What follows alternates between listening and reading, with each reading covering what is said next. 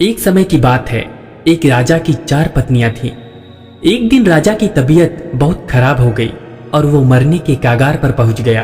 अपनी मौत को सामने पाकर राजा बहुत भयभीत हो गया। वह सोचने लगा मरने के बाद वह एकदम अकेला हो जाएगा। तो उसने अपनी चौथी पत्नी को बुलाया, जिससे वह सबसे ज्यादा मोहब्बत करता था। उसके लिए हीरे मोती, सोने चांदी, हर तरह के चीज से संपन्न करके रखता था। राजा ने अपनी चौथी पत्नी से कहा, मैं जब तक जिंदा था तुम्हें सबसे ज्यादा प्यार किया, तुम्हें दुनिया का हर सुख दिया, जहां भी गया तुम्हें लेकर गया। तो क्या तुम मेरे आखिरी वक्त में भी मेरे साथ चलोगी? क्या तुम मेरे साथ मरोगी? राजा की चौथी पत्नी ने जवाब दिया, राजा हमें क्षमा करें, मैं ऐसा नहीं कर सकती। और यही बोलकर वह चली जाती है और मुड़कर भी नहीं देखती। राजा अपनी तीसरी पत्नी से भी बहुत प्यार करता था और उस पर गर्व करता था। तो राजा ने अपनी तीसरी पत्नी को बुलाया और पूछा, क्या तुम मौत में भी मेरे साथ रहोगी, मेरे साथ मरोगी? तीसरी पत्नी ने जवाब दिया, राजा मुझे अपनी जिंदगी से बहुत प्यार है, मुझे माफ कर दीजिए, मैं आपके साथ नहीं चल सकती और जब आप मर जाएंगे मैं दूसरे राजा से शादी कर लूंगी। राजा की दूसरी पत्नी, जो राजा का बहुत ख्याल रखती थी, राजा से प्यार करती थी और वहां हमेशा होती जहां राजा को उसकी सबसे ज्यादा जरूरत होती। तो राजा ने अपनी दूसरी पत्नी से पूछा, क्या तुम मेरे साथ मरोगी? तो दूसरी पत्नी ने जवाब दिया, राजा मुझे क्षमा करें, इस बार मैं आपकी सहायता नहीं कर सकती, लेकिन मैं इतना कर सकती हूँ कि आपके मरने के बाद आपकी क्रियाक्रम एकदम आलीशान तरीके से करूंगी। और यही बोलकर वह चली जाती है।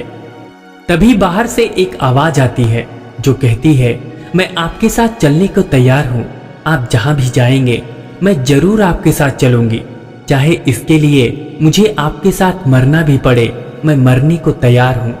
तब राजा ने दरवाजे पर देखा, वह उसकी पहली पत्नी थी, वही पत्नी जिसका राजा ने बहुत ही कम ध्यान दिया, जिंदगी भर अनदेखा किया। लेकिन आज वह बहुत ही शर्मिंदा था। राजा अपनी पहली पत्नी से माफी मांगने लगा, मुझे माफ कर दो, मुझे तुम पर भी बाकी लोगों की तरह ध्यान सम्मान देना चाहिए था, प्यार करना चाहिए था, मुझे माफ कर दो। लेकिन अफसोस, अब राजा के पास समय नहीं था। इस कहानी से हमें बहुत बड़ी सीख मिलती है। हम सभी के पास 4 पत्नियां हैं।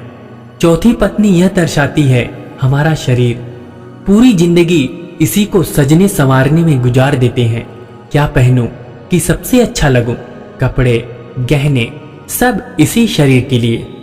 लेकिन अंत समय में सबसे पहले यही हमारा त्याग करती है।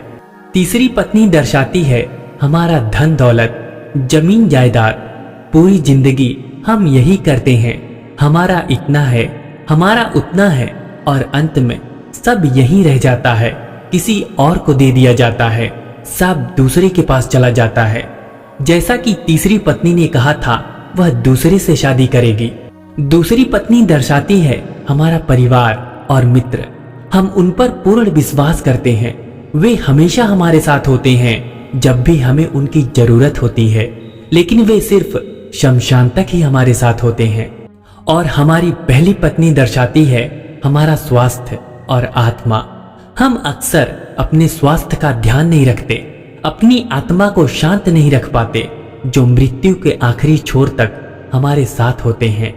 दोस्तों, अपने शरीर का ध्यान रखें, अपने धन दौलत का आनंद भी लें, अपने परिवार और मित्रगण से प्यार भी बनाए रखें, लेकिन यह कभी मत भूलें कि आपका सबसे सच्चा साथी आपका स्वास्थ्य है, आपकी आत्मा है। हर रोज कुछ पल अकेले समय बिताएं, प्रार्थना करें, ध्यान करें, क्योंकि यही आपके जीवन के सच्चे साथी हैं।